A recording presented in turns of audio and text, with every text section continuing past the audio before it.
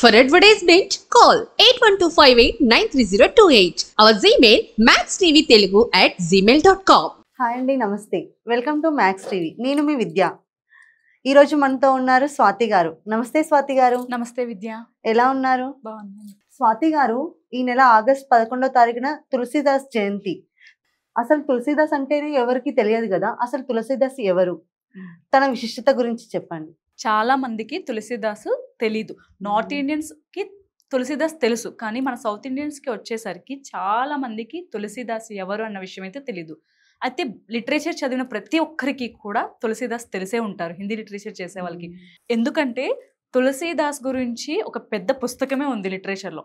హిందీలో తులసీదాస్ గురించి చదవకుండా లిటరేచర్ ఎవరు పాస్ అవ్వరు. అసలు ఎగ్జామ్స్లో తులసీదాస్ గురించి రాకుండా ఏ పేపర్ రిటర్నింగే ఉండదు. అయితే తులసీదాస్ గొప్ప రామభక్తుడు. మనందరికీ హనుమంతుడే రామభక్తుడు అని తెలుసు, కానీ తులసీదాస్ కూడా రాముడి యొక్క భక్తుడు అనమాట. అతను ఆ భక్తి మార్గంలో నడవడానికి కారణం ఆయన భార్య, తులసీదాస్ వాళ్ళ భార్య అనమాట, రత్నావళి.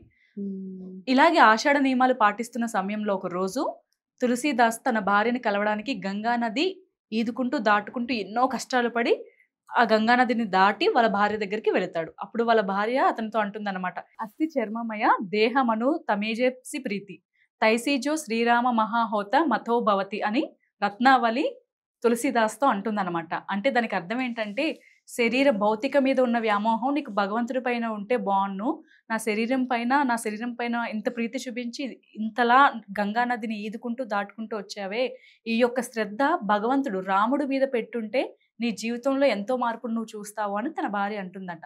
ఈ ఒక్క మాట తులసీదాస్ని జీవితాన్నే మార్చేసింది. ఈరోజు మనందరికీ ఆయన ఎవరో తెలిసేలా చేసింది. ఆ రోజు ఆయన భార్య అలా అనకపోయి ఉంటే ఈరోజు తులసీదాస్ గొప్ప రామభక్తుడే అయి ఉండేవాడు కాదు అని అందరికీ తెలిసిందే అది. అయితే తులసీదాస్ 12 పుస్తకాలు రాశారు, అంతా కూడా రాముడి కోసమే రాశారు. అతనికి రాముడు అంటే అమితమైన ప్రీతి కదా. రాముడు అంటే ప్రీతి కాబట్టి హనుమంతుడు అంటే కూడా అతనికి ప్రీతి. ఎందుకంటే హనుమంతుడు రాముడిని బాగా నమ్మిన బంటు అనమాట. రాముడిని నమ్మిన బంటు హనుమంతుడు. అయితే ఒకరోజు దీనిపైన ఒక చిన్న కథ ఉంది. ఏంటంటే ఇప్పుడు మన తులసీదాస్ వారణాసిలో ఒక రావి చెట్టు కింద కూర్చొని రామనామాన్ని జపం చేస్తూ ఉండేవాడంట. నిత్యము రాముడి నామాన్ని జపం చేస్తూ ఉండి ఆ రావి చెట్టుకి గంగా నదిలోంచి ఒక చెంబుడు నీళ్ళను తెచ్చి రోజు పోస్తూ ఉండేవాడు. అయితే ఆ రావి చెట్టు పైన ఒక బ్రహ్మ రాక్షసి నివసిస్తూ ఉండేది.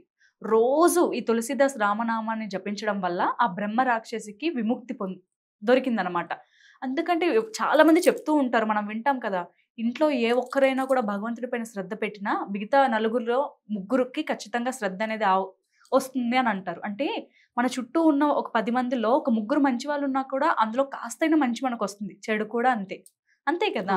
ఇప్పుడు మనం నెగిటివ్నెస్ ఉన్న వాళ్ళతో ఫ్రెండ్షిప్ చేసాం అనుకో, నువ్వు ఎంత పాజిటివ్ అయినా కొంతవరకు నెగిటివ్ అవుతాం.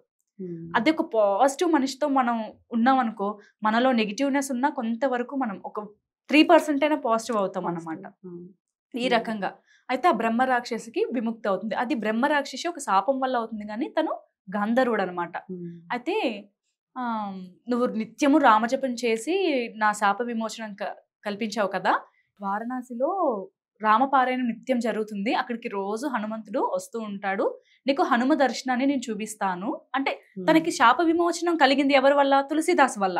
కాబట్టి తులసీదాస్కి ఏదో ఒకటి మంచి చేయాలన్న ఆలోచన వస్తుంది కదా.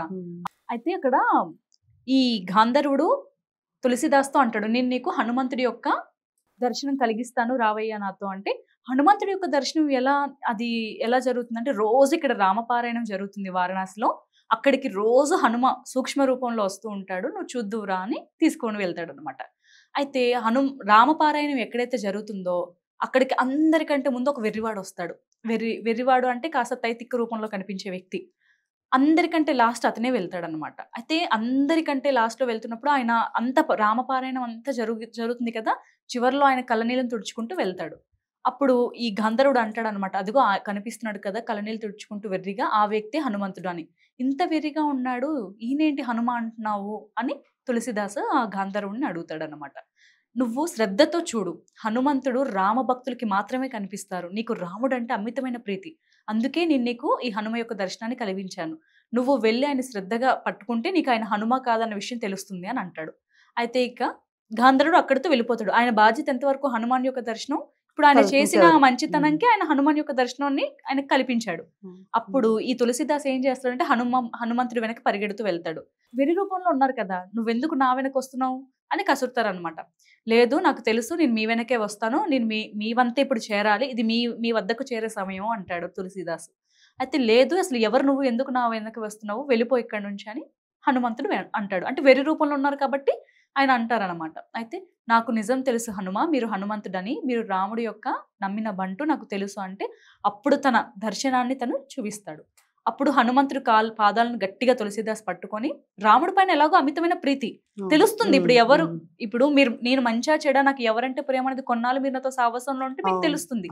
ఆ రకంగా కొన్నాళ్ళు హనుమంతుడు కూడా మన తులసిదాస్ని గ్రహించి, ఆ తర్వాత రాముడి పైన ఉన్న ఒక ప్రేమను గ్రహించి, ఇంకా ఇతనికి కూడా రాముడు అంటే ప్రీతి అనే విషయాన్ని తెలుసుకుంటాడు అనమాట. అప్పుడు ఈయన ఏం అడుగుతాడంటే, నాకు రామ లక్ష్మణ దర్శనం కావాలయ్యా అని అడుగుతాడు.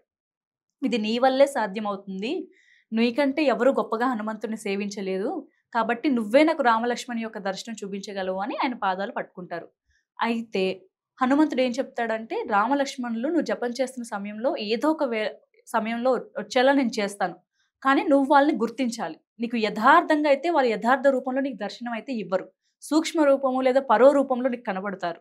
కాబట్టి నువ్వు గ్రహించి వారి రామస్వరూపమే నా భగవంతుడే అని నువ్వు గ్రహించాలి, అది నీ బాధ్యత అని చెప్తారనమాట హనుమ. ఆ తర్వాత ఇక రావి చెట్టు కింద కూర్చొని తులసిదాస్ రోజు నిత్యం జపం చేస్తూ ఉంటాడు. ఫస్ట్ టైం ఏమో ఇద్దరు వ్యక్తులు వస్తారు యువ బాలుకుల రూపంలో, అంటే ఇద్దరు యంగ్ బాయ్స్ రూపంలో వస్తారు.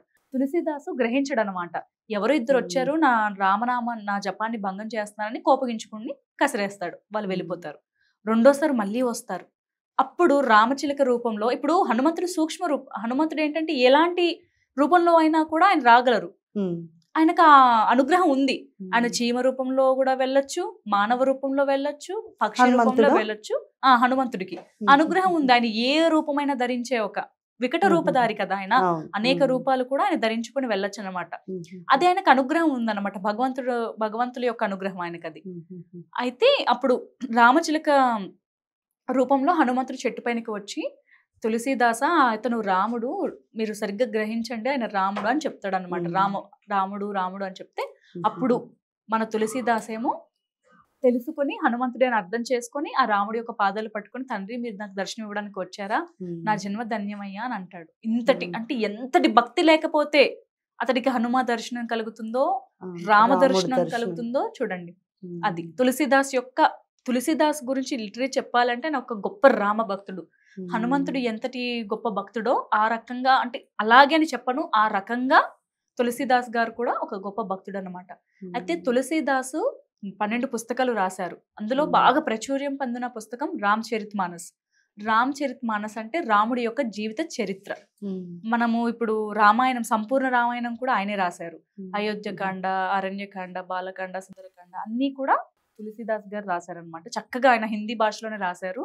ఆ తర్వాత అదర్ లాంగ్వేజెస్ లోకి ట్రాన్స్లేషన్ జరిగింది. అలాగే హనుమాన్ చాలీసా ఇప్పుడు మనం చదువుతున్నాం కదా, అది కూడా మనకి తులసిదాసే రాశారనమాట.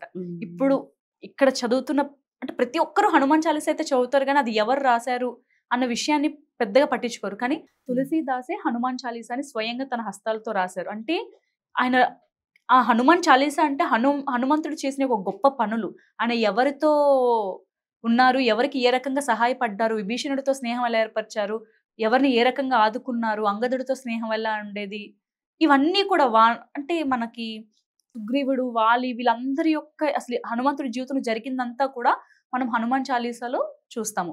అంటే మొత్తం అని చెప్పను, రాముడు పట్ల హనుమంతుడు ఎలా ఉన్నారు, అసలు ఎలాంటి గొప్ప పనులు చేశారు, ఆయన విజయం ఎలా సాధించుకున్నారు అన్నదే హనుమాన్ చాలీసా. అది రాసింది తులసిదాస్ గారు. అంటే ఆయనకి ఎంత భక్తి లేకపోతే రాముడి మీద ఆయన అలా రాసుంటారో ఆలోచించండి.